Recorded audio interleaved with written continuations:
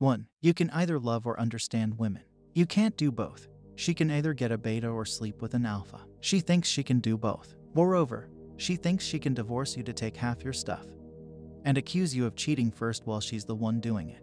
Also, reciprocally, she thinks you should do both as such, being a diehard high-value man only faithful to her by being highly productive in your intense grinding and spending enormous time with her. Meanwhile being this perfect bad boy interesting mystery to her. 2. Who hurt you? All women in discussion with disagreeing men for having boundaries, not blindly serving for female imperatives, or revealing ubiquitous nasty acts conducted once again by their sisterhood. 3. A woman is never single. Yet ironically, if she has you, she'll appear single on meeting a bigger, better deal. 4. Women don't care about men's struggles or past contributions. They hang out at the finish line and pick the new winner by disposing of their faithful used-up men and their progressive seamless monkey branching. 5. Men value love. Women love value.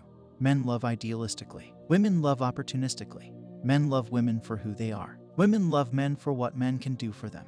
Men deem marriage as responsibility, tend to be content, and fear betrayal of their woman. Women deem marriage as a wedding day or lifestyle. 6. She's sorry not for cheating. He cheats, still loves her. She divorces him and he's sorry, desperate as losing a child. She cheats, loves him no longer, divorces him. And she's sorry not for cheating but for getting caught, like in the middle of switching to a better job, unless she got fired by both bosses. But this desperation is no way near the man's, for she has legions of simps and male orbiters for some imminent attention or benefits, and can act as an angelic reactor to the next buyer, easily spiking a male's protection and caring. Furthermore, the average woman nowadays cheats more, doesn't want the average man, and has a higher body count than her counterpart. A man is so alone. 7. She once saw you as alpha, then managed to lock you down, and changed you into her beta. Now you've become a means at her fingertips, unaware of your own value and forgetting your true self, whereas she's become the end. Once you're tamed and feel comfortable by not putting her in place or putting her above yourself like letting her lead, she'd now be looking to do better for a new alpha as a way out, often after she'd messed up your life. 8. A man wants a woman without a past, while a woman wants a man with a future, and mostly forbids a man's examination into her past. Assume a modern woman a thought first and then let her prove otherwise. That actually simplifies things, as they tend to flop in her favor. Most of the ladies they put on a pedestal will only prove loyalty ain't exist for them, with their filthy acts done to their fervent simps and faithful partners. 9. The older she is to date or wife up, the more emotionally unavailable, hard to pair bond and masculine she is, the more suffering he gets as a result. All his efforts go in vain, and his life gets ruined and drained in the way of her getting what she wants, which is never enough for her from any man individually.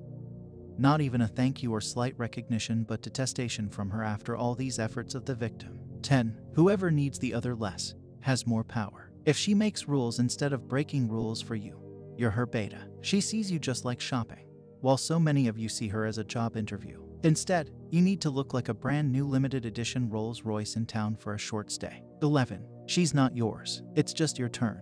If her look is 9 or 10, she's community property. Her perceived inflated prices of her being a commodity prevail over men's perspectives of fairness, honor, romance, faithfulness, gratitude, and reciprocity. Her constantly seeking bigger, better dealers to buy her out when chances arise to get what she wants in this world through a man is basically her fundamental attitude towards life. But how often can one individual beat an entire market of the invisible hand against that invisible man in her mind?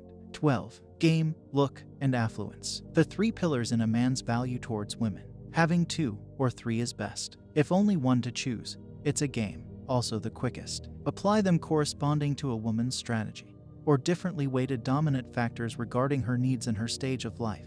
See it as the exchange of value that you gotta happen to have something she wants unless you can game on her. 13. You'll lose money chasing women, but you'll never lose women chasing money. Chase no women. Chase excellence like I do. You are the prize, she ain't. Y'all feel me? Have some mental point of origin like she's been doing. Anchor yourself in her and your mind. Don't let her anchor you. You can do better. Man up and own it.